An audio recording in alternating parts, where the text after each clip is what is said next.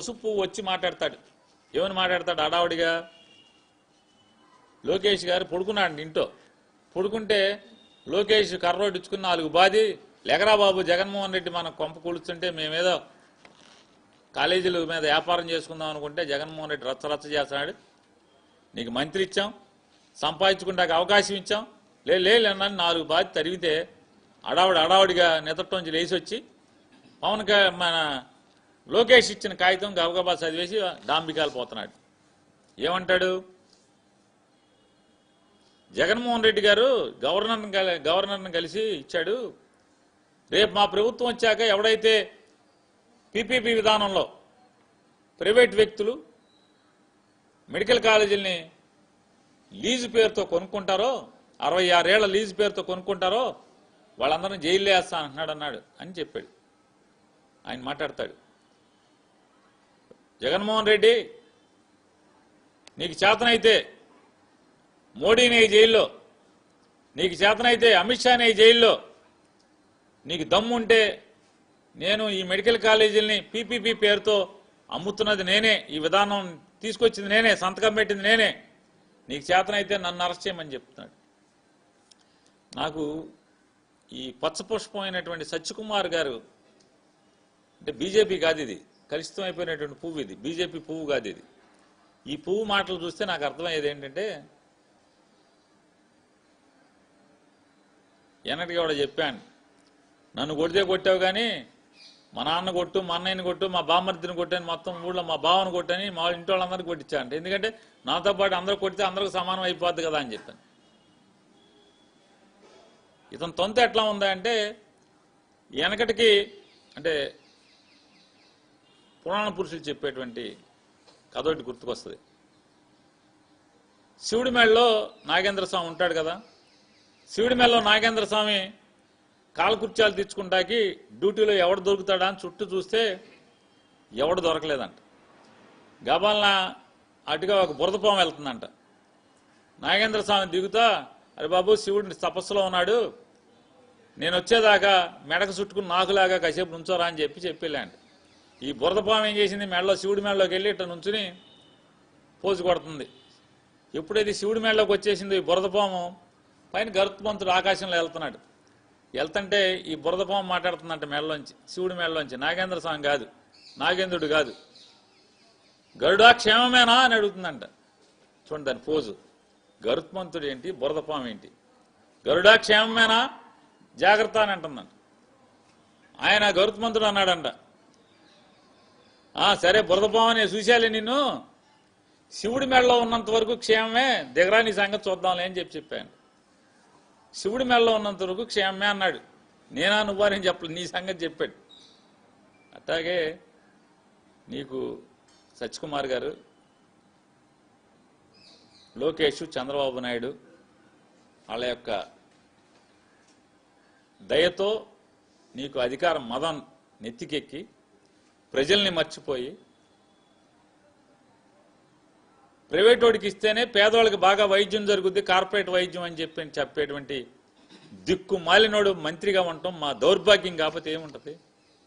Private వాడు దగ్గర వైద్యం బాగా జరుగుద్దా, ప్రభుత్వ హాస్పిటల్లో జరుగుద్దా? నేను అడుగుతున్నాను, నువ్వు మోడీ గారి గురించి చెప్పావు, అమిత్ షా గురించి చెప్పావు కదా, ఎయిమ్స్లన్నింటినీ ఎందుకని ప్రైవేటైజ్ చేయట్లేదు మీరు? All India institute of medical sciences hospitals అన్నింటిని కూడా, భారతదేశంలో ఉన్నటువంటి ఎయిమ్స్ హాస్పిటల్స్ అన్నింటినీ కూడా ఎందుకు ప్రైవేటైజ్ చేయట్లేదు? మంగళగిరిలో ఉంది కదా ఎయిమ్స్ హాస్పిటల్, దాన్ని ఎందుకు పీపీపీ విధానంలో బయటకు ఎందుకు ఇవ్వవు? దమ్ముంటే ఇవ్వు నువ్వు. మోడీ అమిత్ షా అంటున్నావు కదా, పెద్ద పెద్ద కౌరులు చెప్తున్నావు కదా, ఇవ్వవయ్యా సత్యకుమార్ గారు నువ్వు. ఎందుకని ఫ్రీగా వైద్యం చేస్తున్నారు ఎయిమ్స్లో? పేదవాడికి ప్రభుత్వ ఆసుపత్రుల్లోనే ఉచితంగా వైద్యం జరుగుద్దా బాబు? నీకు ఆ మాత్రం జ్ఞానం కూడా మీకు లేకపోవటం, ఆంధ్ర రాష్ట్ర ప్రజలు చేసుకున్న దౌర్భాగ్యం. మీలాంటి వాళ్ళందరూ కూడా పాలకులుగా రావటం. ఆయన మాట్లాడతాడు, ఈ విధానం పీపీపీ విధానం చేసి నన్ను అరెస్ట్ చేయమని చెప్పని. కరెక్ట్గా ఇన్నాకడ శివుడి మేడలోంచి కిందకి వెళ్ళిన నాగేంద్రుడు పైకి బురదపాము వచ్చి గరుత్మంతుడిని అన్నట్టుగా జగన్మోహన్ రెడ్డిని ఈ బురదపాము లాంటి వాడు మాట్లాడుతున్నాడు, నన్ను అరెస్ట్ చేయమని. ఖచ్చితంగా అరెస్టు చేసే రోజు వచ్చినప్పుడు మా మా గవర్నమెంట్ వచ్చినప్పుడు ఈ పాపం ఎవడెవడు చేశాడో మోడీ గారి దగ్గరికి వెళ్ళి మోడీ గారు మీ సత్యకుమార్ గారు ఇంత పాపాలు చేశాడు, చంద్రబాబు కలిసి దోసేశాడంటే సరే నాగేంద్ర స్వామి దొంగ అయితే వేసేయమని చెప్పడేంటి? లేదు ఆపమని చెప్తాడా? మాకు తెలుసు నువ్వు పాపాలు చేసి నువ్వు ఈ కాలేజీలు నమ్మేస్తే నిన్నెట్టా లోపల వేయాలో, మోడీ గారితో ఎట్టా మాట్లాడాలో మాకు తెలుసు. చూద్ది కానీ ఆ రోజు మాట్లాడేది కానీ నీ నెత్తి మీద బొచ్చు పీకాలా? అది నీ నెత్తి మీద బొచ్చు ఏమైనా ఉందా అని అడుగుతున్నాగా. నా నెత్తి మీద వెంట్రుకలు పీకమని. వెంట్రుకలు కూడా పీకలేవు జగన్మోహన్ రెడ్డి. జుట్టున్నోడికి కూడా పట్టదు అది. ముందు నెత్తి మీద వెంట్రుకలు మొలిపించుకుని హైదరాబాద్లో ఇప్పుడు డబ్బులు తీసుకుని బాగా మొలిపిస్తున్నారు. వెళ్ళి ముందు నెత్తి మీద బొచ్చు మొలిపించుకుని తర్వాత ఆ ఛాలెంజ్లు చేయాలి సత్యకుమార్ గారు. నిదట్లో లోకేష్ లేపాడని పరిగెత్తుకొచ్చి ఏది పడితే అది మాట్లాడి జగన్మోహన్ రెడ్డి గారు 30 కేసుల్లో ముద్దాయి 16 నెలలు జైలు చేసినాడు అది అని మాట్లాడుతున్నావు. అసలు నువ్వు ఎవరి చేతి కింద పనిచేస్తున్నావు? ఎవరి చేతి కింద పనిచేస్తున్నావు? సుమారుగా 150 కేసుల్లో ముద్దాయి అని చంద్రబాబు నాయుడు చేతి కింద పనిచేస్తున్నావు. నువ్వు సిగ్గు లేకుండా మళ్ళీ జగన్మోహన్ రెడ్డి గారి గురించి మాట్లాడతావు. చంద్రబాబు నాయుడు గారు జైల్లో ఉండి రాలేదా నేరం చేసి? సాక్షాత్తు బీజేపీ పార్టీకి సంబంధించినటువంటి గొప్ప నాయకురాలు సుష్మా స్వరాజ్ గారు పార్లమెంట్లో మాట్లాడారు. ఏమని మాట్లాడారు? అరే దిక్కుమాలిన కాంగ్రెస్ వాళ్ళారా, రాజశేఖర రెడ్డి గారు బతికున్నంతకాలం జగన్మోహన్ రెడ్డి గారు మంచోడా? రాజశేఖర రెడ్డి గారు చనిపోయి మీకు ఎదురు చెప్తే, జగన్మోహన్ రెడ్డి మీకు ఎదురు తిరిగితే, మీకు బానిసలాగానే బతకనని చెప్పి ఎదురు తిరిగితే జగన్మోహన్ రెడ్డి నేరస్తుడయ్యాడా అని భారతీయ జనతా పార్టీకి సంబంధించినటువంటి సుష్మా స్వరాజ్ గారు. మీకులాగా రంగులు మార్చే పువ్వు కాదు ఆవిడ, నికార్సైన పువ్వు, నికార్సైన కమలం ఆవిడ. మరి ఆవిడ ఏం చెప్పింది పార్లమెంట్లో? నీ బోర్డు సర్టిఫికేట్ నీకు కావాలా జగన్మోహన్ రెడ్డి గారి గురించి? నీ సర్టిఫికేట్ నువ్వు చెప్తే గవర్నమెంట్ హాస్పిటల్లో డాక్టర్లు సూపరింటెండెంట్లు నీ మాట లెక్క చేయరు. నువ్వు మళ్ళీ నీ సర్టిఫికేట్ ఒకటి మాకు కావాలా? నీ సర్టిఫికేట్ ప్రజలు లెక్క చేస్తారా జగన్మోహన్ రెడ్డి గారికి ఇచ్చేటండి సర్టిఫికేట్ని? ఇవాళ ఖచ్చితంగా సత్యకుమార్ గారు నువ్వు జుట్టు మొలిపించుకుని నువ్వు ఇక్కడ చేస్తున్నటువంటి అవినీతి, ఎక్కడైతే మెడికల్ కాలేజీల్లో నీ చేయి కూడా అంటే నీ మీద కూడా పాపం అంటింత అంటుతుంది కాబట్టి ఆ సంపాదించుకున్న పాపంతో జుట్టు మొలిపించుకురా హైదరాబాద్ వెళ్ళి.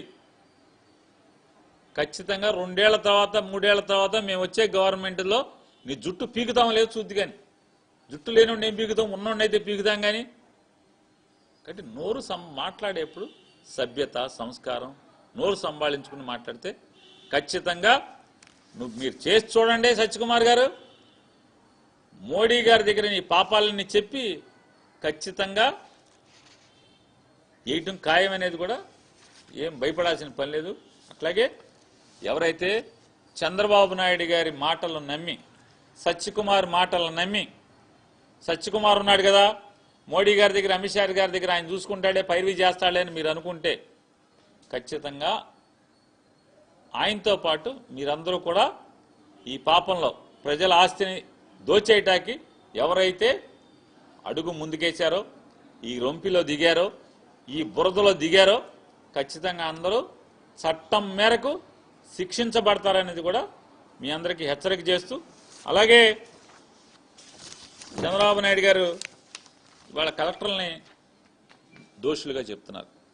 కలెక్టర్లను ఏం చేస్తున్నారు మీరు? ఇది మా వాళ్ళు పచ్చబెళ్ళు పెట్టుకొస్తారు, మీరు తలుపు తీసి టీ ఇచ్చి కలెక్టర్లు మా వాళ్ళకి ఎదురు చెప్పకుండా పని చేయండి, మా వాళ్ళు అడిగిన పని అని చెప్తారు. మంది పొలిటికల్ గవర్నెన్స్ అంటారు. పొలిటికల్ గవర్నెన్స్ అంటే ఏంటి? రాజకీయ నాయకుడు అంటే తెలుగుదేశం వాడు